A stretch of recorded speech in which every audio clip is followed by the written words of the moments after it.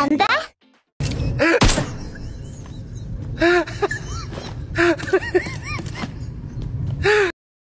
Panibago na namang gilian sa West Philippine Sea pero ngayon naman sa Sabina Shoal o mas kilala sa Pilipinas na Escoda Shoal.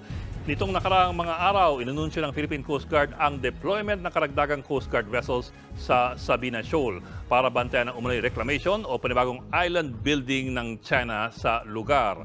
Ayon kay Coast Guard spokesman Commodore J. Tariela, 3 linggong nagbantay sa Sabina Shoal ang BRP Teresa Magbanwa at ito raw ang kanyang natuklasan. Meron daw mga nagtatambak ng dinurog na coral fragments sa Sabina Shoal. Ang suspetsya ng Coast Guard, simula ito ng panibagong artificial island building ng China dun sa lugar. Ayon sa Asia Maritime Transparency Initiative, mula 2013 hanggang 2016, 7 artificial islands na ang tinuloy ng China sa pamamagitan ng mga reclamation, karamihan sa kanila sa West Philippine Sea.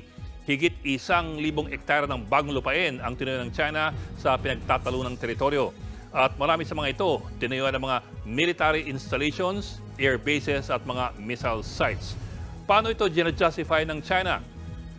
Ang mga installations daw ay para sa pagpapabuti ng working and living conditions sa mga tauhan nilang naka-estasyon doon.